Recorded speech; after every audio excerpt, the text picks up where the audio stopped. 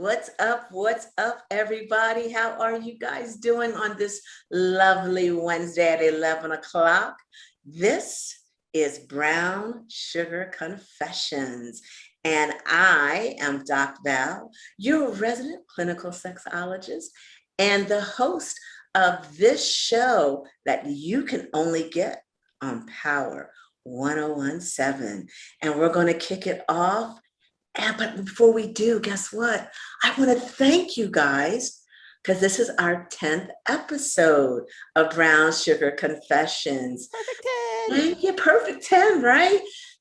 Out there for everyone that's listening and sitting in your comments, your emails, and subscribing to our YouTube channel, which is Brown Sugar Confessions. Keep doing it. That means a lot to us. We do this because we think it's educational and fun, and you're inspiring us to keep it going. So thank you so, so much. So let's start with talking about our beautiful co-host. Treese, what's up, girl, from New York? Hi, everyone. I am doing great. I am in the process of moving and starting a new journey. I'm super excited. And it was just my birthday. Hey. Virgo season, we're doing it. And I'm just sending out lots of love and support to all my friends and family and all the women I don't know in Texas. I see the abortion ban going on. I don't agree with it. And you can find support everywhere. Just reach out and we can find resources for you to get help. Doesn't matter. You don't have to say your name. Just send an email and we will gladly find you some help somewhere. And I love you. We love you at Brown Sugar Confessions. We love you at Brown Sugar Confession. All of our Texan ladies out there, there are resources. Send emails to us at brownsugarconfessions@gmail.com.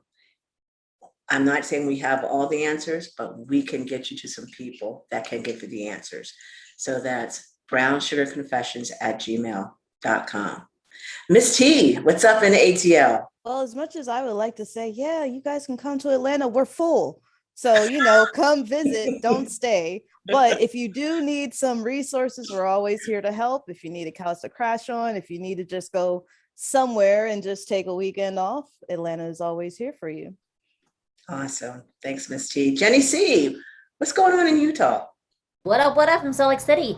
What is going on? My podcast launched really nicely. Hey. Beautiful. Congrats. Thanks. We are going to have an app. An app is launching. An app? Yeah. So if you go to your app store and you type in KSMG, Cornelia Stephanie Media Group, and you download that free app, you can find me, Jenny C. Cohen. That's my legal name. Jenny C. Cohen. You can find me in the directories under there for my podcast on how to move to heal. Hey. Yeah, so like, got a lot of room, y'all, but no one masks here, so you have to bring your own. Jenny, you're crazy. No one's masking here, really? Hey, it's the Wild Wild West after all. Exactly, right? So Jenny, make sure that you put that info so that we can have the link for everyone to download your app, and it's Dance to Heal, right? The podcast is called Dance to Heal. Right. And the podcast is KSMG when you look it up on the app store on your phone. All right, awesome. KD, what's up? Hey, so living the dream, trying to still dry out here in the state of Delaware and just watching some of the damage and seeing everything kind of go back to normal. I actually got a new car this week, so that's kind of my exciting thing of the week. Hey, congratulations. Congrats. Ooh, I saw that there's already a chip shortage, which means it's really hard to find a car right now, used or new.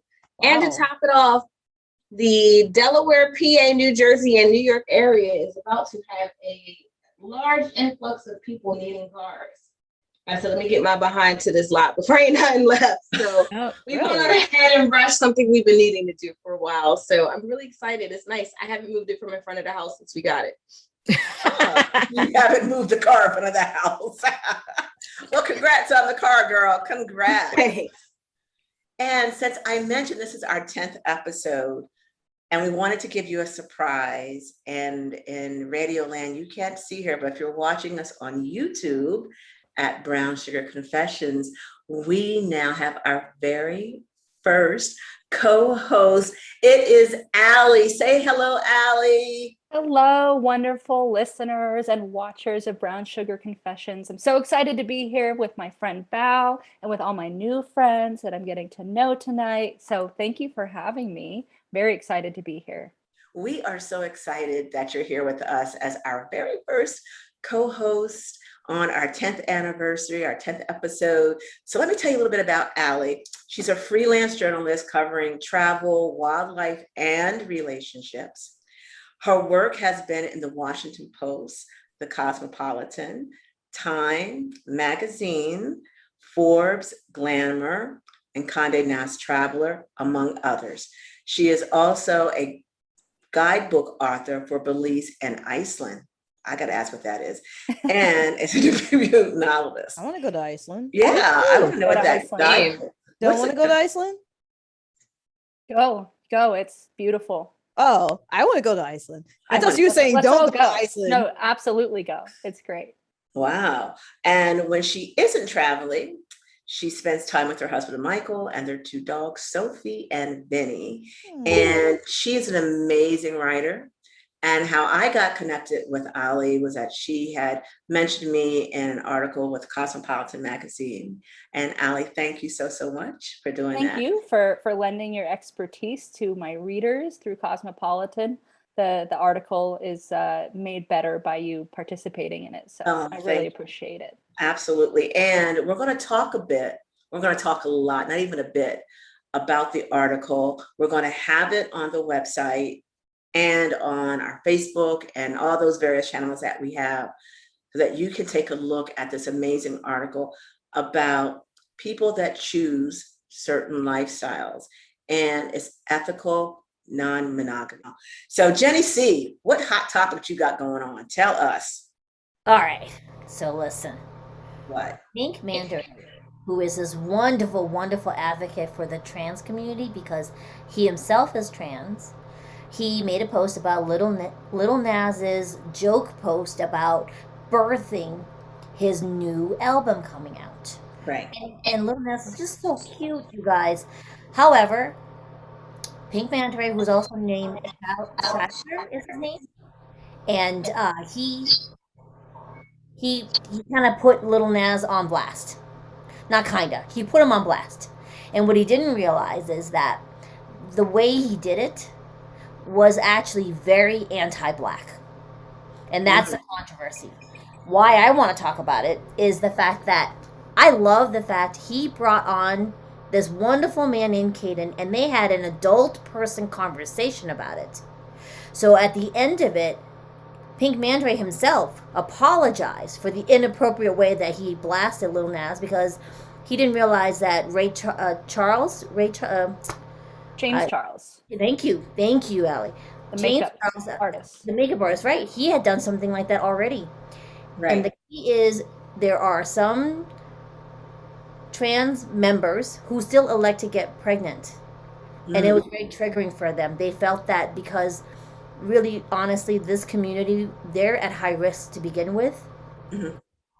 This perpetuated it being a joke, and it put them more at risk. And that has to be respected. My son is trans.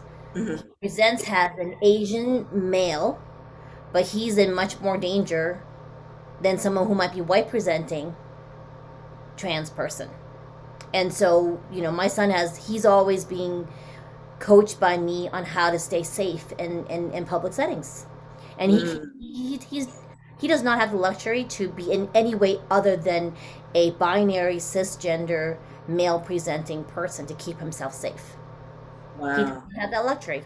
He can't in any way present himself as feminine. God forbid he ever found a partner, right, and wanted to have a baby. It'd be very dangerous. It falls on all of us to be able to have adult conversations about it. And then Pink Mandarin himself reposted and apologized for the damage he did to the Black community.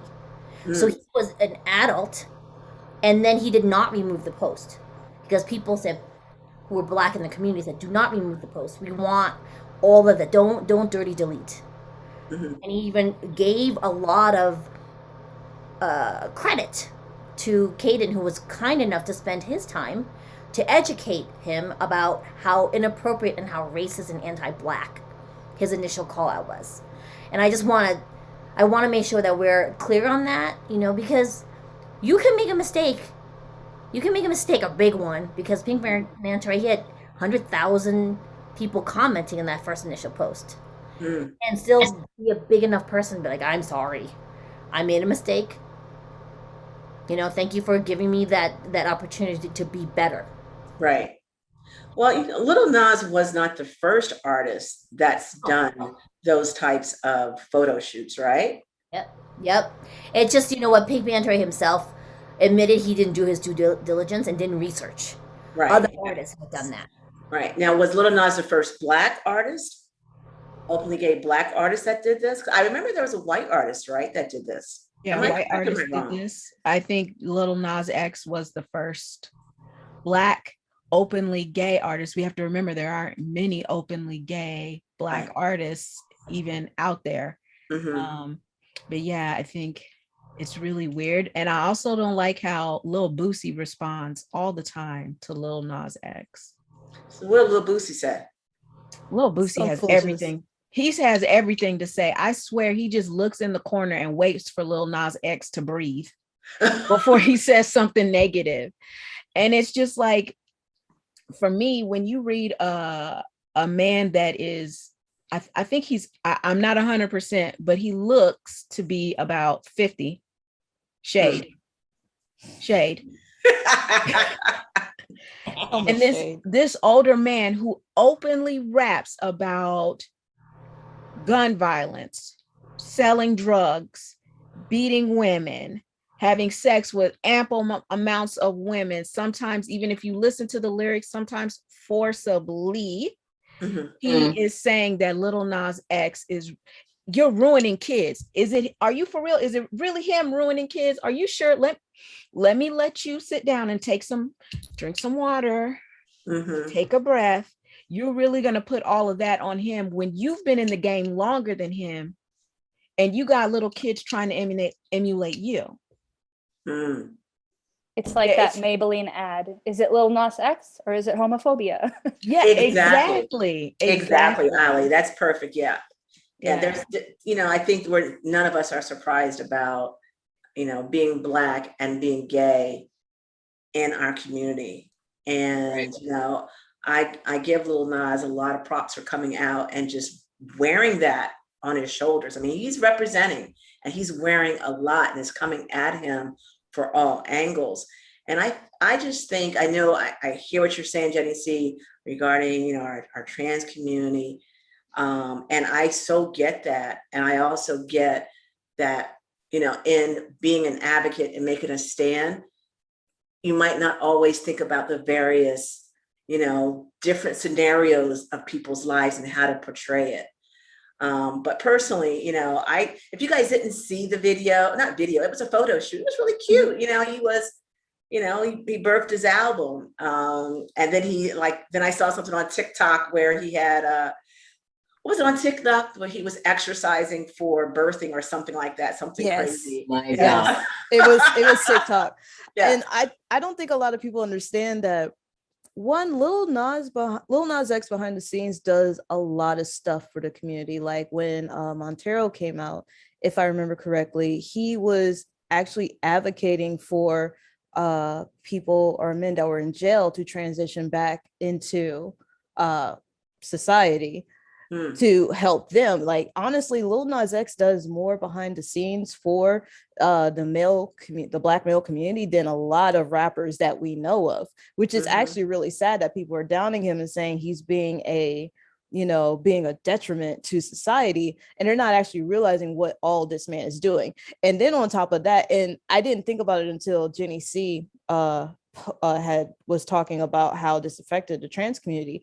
I thought the photo shoot was actually really clever, because if you think about the symbolism of birth, not just in the fact of it being bringing a child into the world. Birth can also be bringing an idea, bringing Right. something into fruition. And that's how he Right. used it. He had like the whole spring background, like Beyonce and Nicki Minaj also, Right. but the symbolism of that goddess bringing something forth into the world. And he took that. And honestly, I think Lil Nas X is going to be like the next best stroll behind 50 Cent. Like if you ever look at what he does and how it like, if you be like, oh, Lil Nas X, I hate you, he'd be like, oh, you hate me now? You just wait. Just You wait. Just wait. let me put my blood soaked Nike shoes down and get to work. That is Lil Nas X, and I applaud him for taking what he did, like that negativity, and reflecting it in a different way. And I think a lot of people do not understand that work. Now it sucks that it had a negative effect in this, but I think both parties can live and learn and then continue to grow from it. But Jenny, see, there's something that you said that really touched me, is that you coached your son on how to stay safe. My son Daniel, he has a lot of things stacked against him. He's got type 1 diabetes, so he's on a pump. And he also has severe food allergy, so he carries an EpiPen for that. On top of the fact that when he transitioned, he was 17, and when he started on testosterone, his change is phenomenal. When he's much more open, he'll let me openly talk about it. So I do this with his permission to bring this up. He gets guesting opportunities he all the time, and if he gets an opportunity to dance with a ballet company, we have to look at what part of the country it's in. So if it's areas where they do not in any way embrace the LGBTQ plus community, he can't go. We teach our children at a very young age, right, how to ascertain as soon as you walk in a room, is it going to be safe for you? Facts. What do you need to do, right, to keep yourself safe? My kids have been taught this since they were 3. So they know already. They walk in a room, is it going to be safe? And if it's not, who's the safest person they can find to achieve safety, or what can they do to dilute the situation or make themselves useful appearing so they're safe? And I think a lot of children, who are of an ethnic minority in whatever setting you're in, you're taught that, or you learn it quick by yourself. I think this is a very important conversation that I want to dedicate like a whole, segment to talk about how the guardian or support person, what does that look like and how do you do that? Because a lot of us just don't know. We don't know, right? So if you guys want to hear and have this, send us if you're listening to us, wherever you are, an email at brownsugarconfessions@gmail.com if your loved one is transitioning and you have questions, because at some point in time, maybe next couple of weeks, we're going to have Jenny C, dedicate a whole hour to our trans community and those that are supporting them. So send those questions in now so we can read them and get some resources for you. I'm going to talk about it on the air. So thank you, Jenny C, so much. That's for going there with us. I love you. I appreciate you so much, and your son. Thank you. So, and this is going to lead us right into Ali's beautiful article about ethical non-monogamy, because so Ali, just jump on and talk to us about this article. What's it about? What inspired you? Because we just want to pick your brain, because you're fabulous. Always happy to talk about ethical non-monogamy.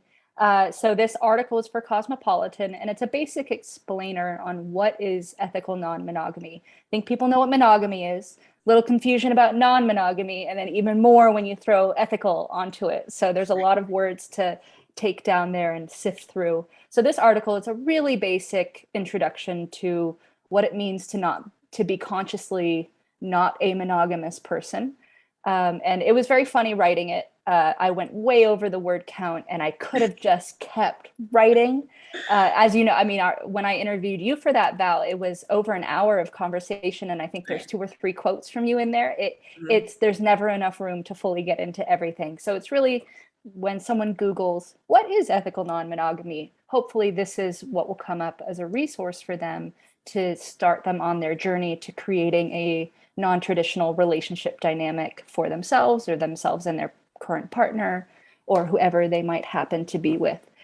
So it was that is my persuasion in life. I'm an ethical non-monogamist and have been for 12 or 13 years. You are. I am Wow. ethically non-monogamous Mhm. with my husband, who I've been with for almost 17 years. We've been together since high school, very long time. Oh. And looking at our lifestyle, you would assume that we're just cis het, totally normative in every which way. And that's about as far from the truth as it is. But it's also a lifestyle that sometimes requires you to live in the shadows a little bit, because Right. people don't always support going beyond the monogamy dynamic that is currently normative in our culture. So this article is really to just outline it and share some facts about it, as opposed to my opinion or opposed to my editorializing, just the facts. Right. So for listeners out there, explain, Ali,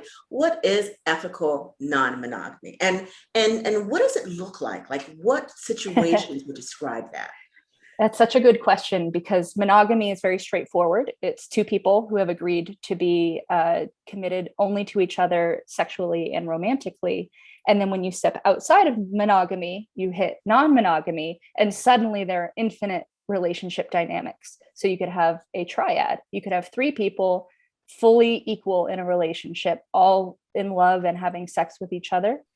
You can have an open relationship where two main partners are also exploring sexual opportunities or romantic opportunities beyond that central couple. You can have polyamory, which a triad would technically be an example of, but you can have an endless number of partners, however many your calendar allows and your heart allows. And you can have swingers, which is historically where two couples swap partners, often in the same room. So you can really do anything you want. And that's the beauty of ethical non-monogamy to me, is that people are engaging with it in a very conscious, very consensual, and very communicative way.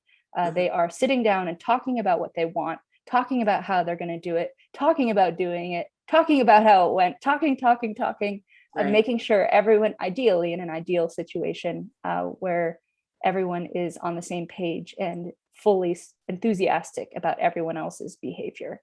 So it can really look like anything. And it can also look like monogamy sometimes. So How so? sometimes you aren't interested in dating or sleeping with other people. For example, I live in Montana. It's not the most sex positive place in the world.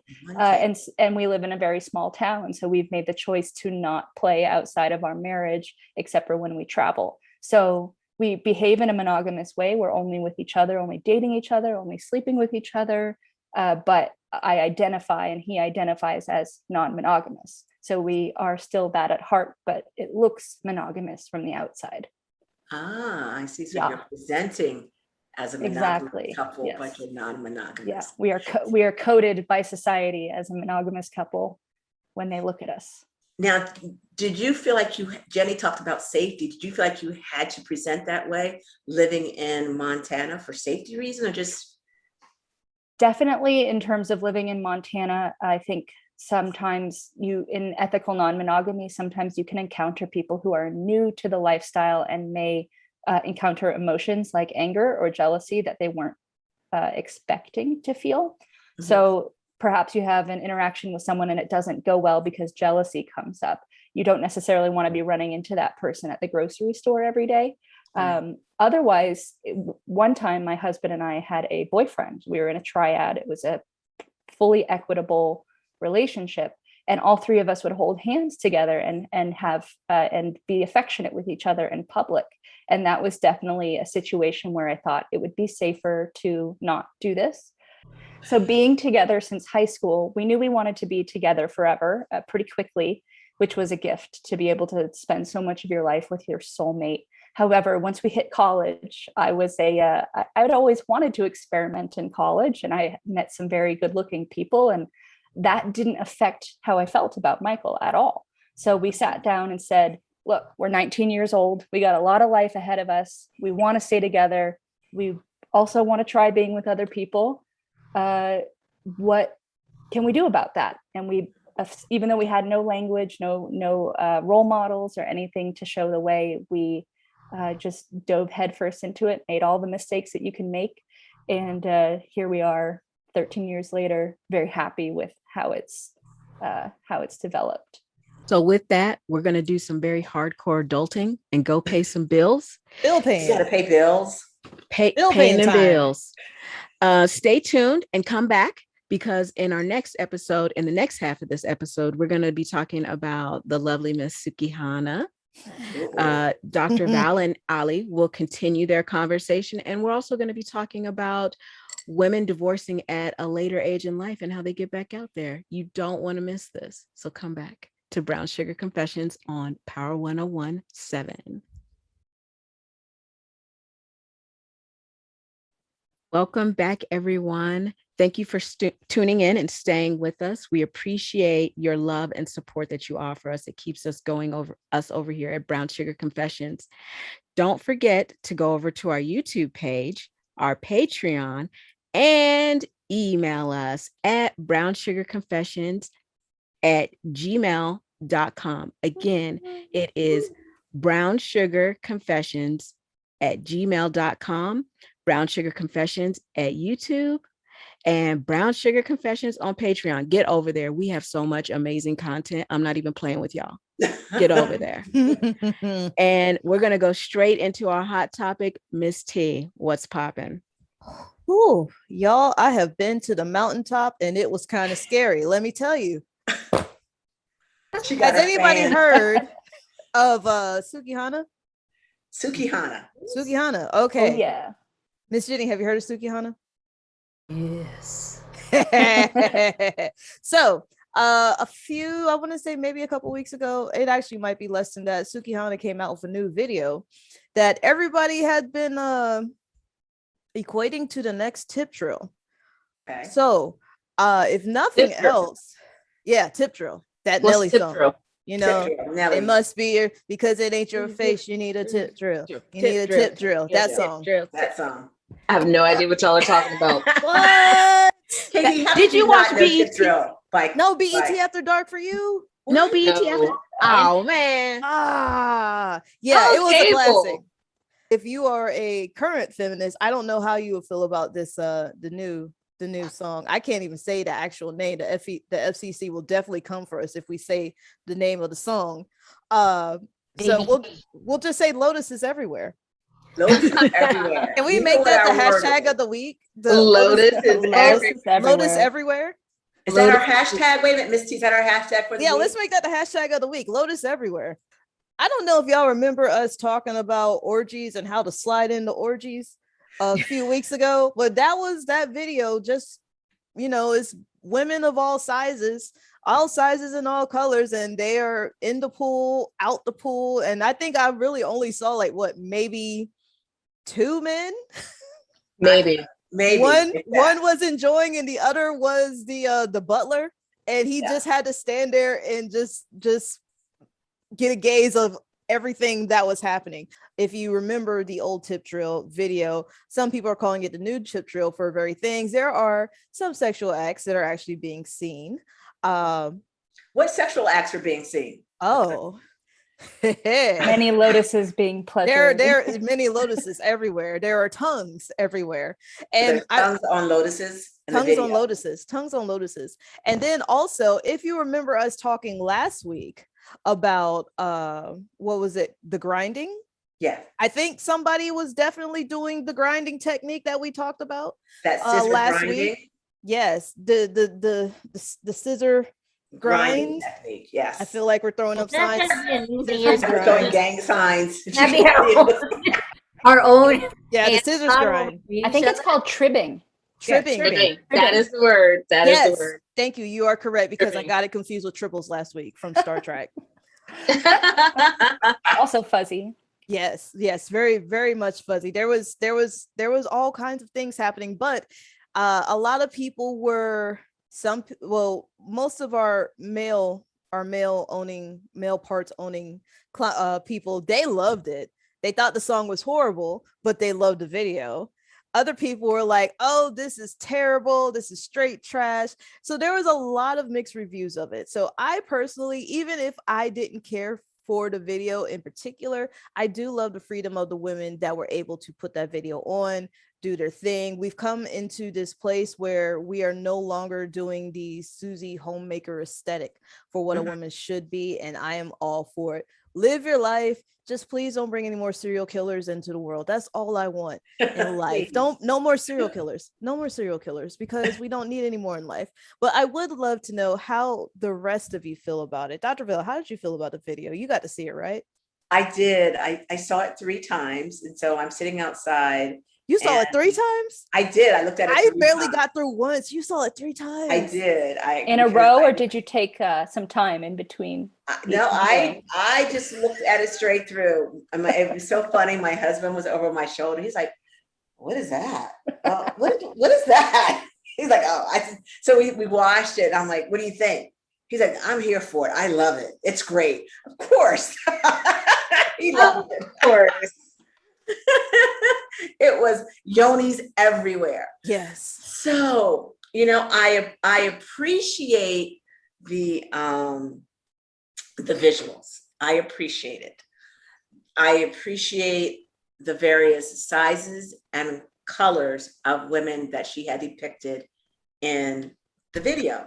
Beautiful, very diverse in that. My question is why? I can't dance to that song. I can. I'm old, Earth, Wind, and Fire. Give me Cool in the Gang. Straight up. I feel you on that. I need something with a beat. That was all over the place. I couldn't find it, and I could dance my butt off, but I couldn't find it. And I tried. I can get down. Y'all know I can get down. I couldn't get nowhere because maybe the visual was impacting my ability to move. I don't know. It could have been. Yeah, I was distracted. And then I'm like, well, I couldn't play it around my grandkids or my kids, even my adult, my kids, but my grandkids, I couldn't play it around them. There's no way. And I'm like, okay, so you did it. It's controversial. It's great. It's aesthetically, but can you make a lot of money off of something that has to be played after dark so deep? Is it commercial? Doesn't really, or is it just absolutely not commercial? Money making? If it don't make money, it don't make sense. It does make money, because as I'm going to say this real quick, as a former sex worker, dancer. You're getting to where I'm thinking. Go ahead. Go ahead. This song would be popping in the club, and I would be making like thousands on the dance floor. Let me hit, because here's the thing. It may not be played on the radio. Right. But it will be played in clubs. It will be remixed. It will look. It will be everywhere. It'll be a TikTok song. It'll be a TikTok song, and that's how she's gonna get monetized, and that's how she's gonna get money, because somebody's gonna make a dance to this, just like they do everything else. Half of the songs that I listen to right now, there's one song called "I Am God," Metamorphosis, and it'll never hit the radio, but the dude's already made $2 million off the song. off the song Monetize another way. Yeah. You got to find your niche, and I'm gonna say it like this: if the niche is the strippers, sex workers, go in there, shake it, get thunderstormed by dollars. Sugihana made it for the rest of the year and then some. It's already got 1.3 million views. So just the replay value, if they're getting any ads, they'll make money on that. I was reading the comments on the article from when I found that video, and a lot of people were upset. They're like, this should be kept in the bedroom and nobody should know about this and this, that, and the other. But how are you going to learn about who you are if everything is always kept in the bedroom and nobody is talking about it? Exactly. I also think it's beautiful to see joy. To me, when I watched it, besides being aroused, I was really touched by the fact that it was there was just joy. It was women enjoying each other's company platonically, sexually, and it didn't feel created for the male gaze. Even if men really enjoyed it, it felt like it was for her and it was for her friends, and they were just having a good time. And especially as Black women, I really appreciated seeing them just in their element and not doing it for other people's reactions, but just because they were having fun. I loved it. Yes. I don't know and about the song, but the video was I really enjoyed watching it. It was a very, I mean, of course, it's a very sexy, sexual video, but I like what you just said. It was made, it looked like it was not for men. It was for women, platonic and sexual, just to enjoy each other's company and whatever that looked like. Right. And Yeah. see, since you've changed the narrative, Ali, now I'm like, okay, now I'm shifting. I like it. I got turned on by it. I like it. Go ahead, girl. You in Delaware, come through and see your girls at Brown Sugar Confessions. Come on back to Delaware. Miami's hot. It's going to be hot soon. Get your butt back up here and talk to us. So let us talk to you about this sexy behind video. Because we liked it. And a lot of us was turned on by it. And we representing in this show. We got white, we got Asian, we got black. We representing the Brown Sugar Confessions. Because we're going to confess our sins. You know, Ali, I'm going to go back to you, girl. What is your sins? It's time for confession time. It might be easier for me to write a list of non-sins, unsins. Snap. You know, I love a bed with lots of people in it. Oh. I love being with other women's husbands with their consent. I love love. I love romance. I love an eggplant. I love a lotus. I love pleasure. I consider myself a hedonist, and I've never really understood why not be a hedonist. I'm not a prude, but I am a very shy person, which always surprises people when I say that. But I work through my shyness by putting myself out there as much as possible.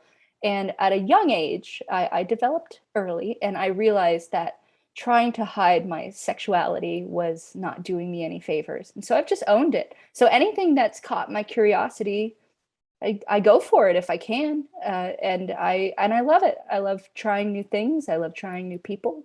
And and I'm not ashamed of it. Said that. Wait, can we get that on a shirt? Can we get that slogan on a shirt? I like trying new people. I like that. I'm here for it. It's the truth. And I'm a Jewish person, so the concept of sin is not as close to my heart as maybe it is for others, but I've definitely experienced shame, and breaking through shame, especially through sexual experimentation, has been one of the great joys of my life. So I'm always trying to help people and encourage people to do the same, because it's so much fun out here. It is so much fun out here. And so going back to, you're Jewish, you're living in a rural area now, so you have a background which I may correct me if I'm wrong, was more conservative than not, right? It's a conservative background. I'm from San Francisco originally, so I'm from a very not conservative background, right. But I moved to a conservative place. Actually, where I live, we were just in the New York Times because my community here, the Jewish community, fought back against Richard Spencer, one of the largest, most famous white supremacists in the country. He lives here, and he targeted a few of my friends for being Jewish. And we were just in the New York Times for not taking it. And not allowing white supremacy to flourish in our town. So I'm in a conservative area, but there's some pretty cool stuff happening out here as well, which has given me a lot of perspective on America. I mean, you can find people of every persuasion everywhere in the country, I bet. No one place is everything. It can't be defined in a monolithic way. But I do come from San Francisco, so I have a more progressive background. But that said, I think just generationally, you grow up with what you grow up with. And my family was certainly not supportive of my extramarital dalliances, but they're coming around. We don't need to talk about my sex life, me and my parents. So it doesn't come up too much. Yeah, it's they don't need to know. But it is something that I have had to work through generational shame to enjoy properly. So if people are listening, can you give some pointers? And if you can, that's cool. We can, try to pull something out there. How do you get around some pointers on generational shame? I think that's a really good question. And my answer would be therapy, therapy and community. Find someone who can dig all those little ghosts out of your psyche, and then find people who make you feel proud to be yourself. For me, that has been consciously engaging in non-monogamous spaces, swinger spaces, because I never have to explain myself. I never have to explain who I am, never have to explain that it's not cheating, never have to explain that my husband loves seeing me with other men and it makes us happy, brings energy to the relationship. So that was a huge step for me, was embracing community instead of trying to do this all by myself. Right. That's in any aspect of life, anything that makes you feel ashamed about yourself, being around people who are proud to be themselves in the same way is always going to be a healthy environment for the most part. Absolutely. So for those who are listening out there, Ali's spoken about, generational shame, about safety, and about learning who you are and trying out what might be unconventional to others around you. And if you're struggling with that, don't hesitate to reach out to me at Brown Sugar Confessions. Let me give you my email. It's Valerie@Swan, that's with 2 N's, center.com. We'll have it in the links below. But if you're having any types of problems or questions around your sexuality, around a lifestyle that you might want to explore, you need to understand, because you're a listener out there, you get a half an hour free consult with me. So reach out and get that consult and let's talk, because as a community, we could all help each other and keep each other safe. So I use that. We talk a lot about safety in this segment. And we also talked about experiment and learning who we are. So don't hesitate to reach out to me if you're going through something and need some clarification, because as a community, we can work through that. Yesterday on Twitter, I got blocked by someone who said polyamory is the worst, non-monogamy is the worst because it always fails. And I responded, monogamy doesn't always work either. And they blocked me because of it. The anger at threatening monogamy was profound. But and to have that played out in person, yeah. Can we talk about the rate of divorce in the United States? Exactly. And how well that cheating actually goes? Like most marriages don't make it past 5 years. Mm-hmm. Yep, very true. Yeah. And I think Ali said cheating, non-ethical non-monogamy. Exactly. Yes, non-ethical non-monogamy. That's where that ethical word is so important. Right. It's not even ethical monogamy at that point. Right. It's just unethical. Everything is unethical. Yeah. So how does one, if a couple is thinking about this, Ali, from your research, how would they begin to navigate these waters? It's like being in any relationship really is going to benefit from over communication, being honest about who you are. I think that point about therapy and knowing who you are is paramount. Tantamount? I don't know. You know what I mean. To starting that journey of really understanding what it is you want. Maybe you just want to be single. Maybe you want a lot of things. Maybe you want 3 men at your beck and call, which sounds like heaven to me. I would take that in a heartbeat. But it's about communication. When I sat down with my husband and said, this is how I'm feeling, I didn't know how he would respond. He might have got up and walked out and never spoken to me again. He might have said, oh, I'm already cheating on you. I didn't expect that. And that wasn't the case. But you just have to say it. You have to put it out there and then take it slow. Really understand why you're doing it, why your partner wants to do it, and dip your toe in. Try to define your boundaries, but really just, don't talk about it and then go do it the next day unless you're really confident that that's how you want to do it. Right. And also to find community, find people who are doing it and doing it well, and learn from them, ask them questions and ask all the questions. It's amazing after I write my cosmopolitan articles about ethical non-monogamy, the number of people from my past, from high school, from college, that send me private messages and reveal that they have had these inklings. Right. And you wouldn't expect it necessarily, but I always tell them, talk, just communicate. We all got questions. We all have questions. we all got questions. All right, Miss G, my what's way. up? Okay, so I don't know, you probably haven't heard Ali, but like I used to, when I first moved to Atlanta, I was renting a room in a house, and out of the 4 people that were there, 2 of them were polyamorous. Okay. So that was my first experience with polyamory. I wasn't a part of the polyamorous group, but I was a outsider looking in, and I was like, this is a hot mess. Why would anybody go through this? And then coming out with that experience once I left the house, and then I'm looking at my friends who I'm friends with on Facebook, and they're in polyamorous couples, thruples, you know, groups, triads, whatever. And I'm looking at how their relationships are, and I'm like, okay, this is starting to make sense. And so if there was somebody who, and I'm just a random question, but if there was somebody who happened to be single that wanted to enter into a polyamorous relationship, how would that work? It's interesting because it's actually very similar to monogamy. It's like a tree with more branches instead of just a bamboo stick. I think about it like you meet someone and you have a connection with them. And if they're polyamorous, or maybe you're attracted to them because they're polyamorous, you would see where that chemistry takes you, just like in a monogamous situation. And it's the same as with monogamy, where you can see that they might be full of drama and that any form of relationship with them is going to be a mess. Or you can see that, like in a monogamous situation, that you have a bond, that you have things in common, and you let that grow. And if they're already in relationships, then it's up to them to tell you about how they divvy up their time and their energy.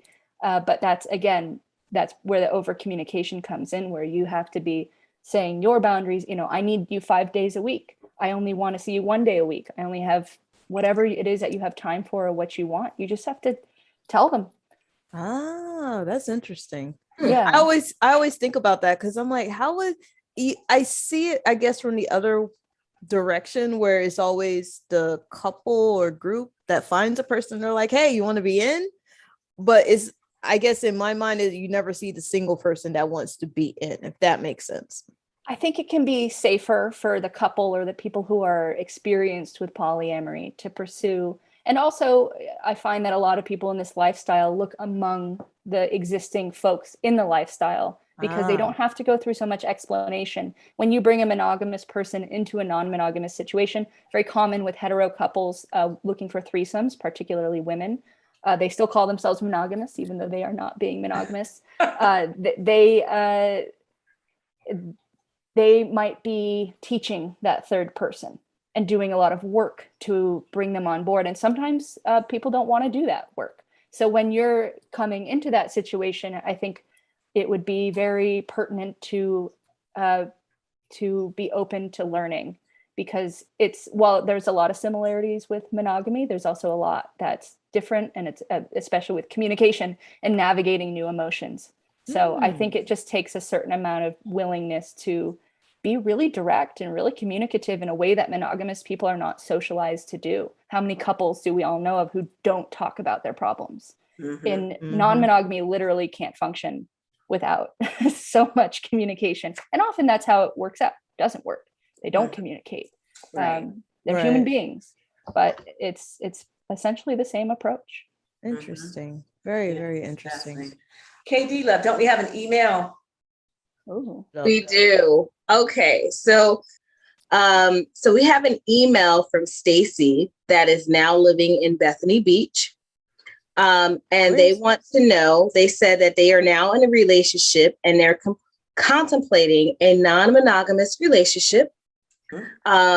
She's very scared at the idea because of the jealousy nature that she has. However, she feels as if she doesn't say yes, he's going to cheat anyway. What should she do? Wow. Stacy. I mean, go ahead, Ali. You go chime in first, and I'll chime in. What's your name? I think people would want to focus on the jealousy aspect of this, because people are just bewildered by the lack of jealousy they sometimes see in non-monogamous folks. But I think if you're worried that if you don't comply with your partner's demands that they're going to cheat on you, then you have some trust issues and some other things to work out well before you open up your relationship and even start to deal with jealousy. If you are worried that he will lie to you and betray you because you won't do what he says, Stacy, run. Exactly. That's what I was going to say, Ali. There is, it's trust, and she is doing it, or she's contemplating it, to make her partner happy and not about her. So she's self-sacrificing a bit of her to please her partner. And it does not sound like they have a healthy relationship to go in to an ethical, non-monogamous relationship. So Stacey, before you even go into that, you might want to speak to a relationship therapist. Contact me at valerie@swancenter.com, and I can refer you or help you with your, your jealousy around sexual enjoyment and intimacy. And then we work with you with your therapist. So reach out to me. But I would tell you to hold off for right now until you work through your own personal isms and schisms that you're going through. That's what I would say. I always tell people, oh, go ahead. No, go ahead. I was going to say, I always tell people that opening up your relationship is great for enhancing a really stable, healthy love. And it's not great at being a problem solver. Absolutely. Well, you know what? I think we are just about out of time. And we could keep talking for hours on this. And can we get a part two? Can we bring Miss Ali back? Ali, would you come back? I want to come back. Yes. Yay. I never want to leave. I know, this is so good. I mean, we could keep talking about this. And, Ali, so if someone wants to reach you, put all that out there. How do they reach you? Yes. So you can find me on social media. All of them are my name, Ali Wunderman, AliWunderman.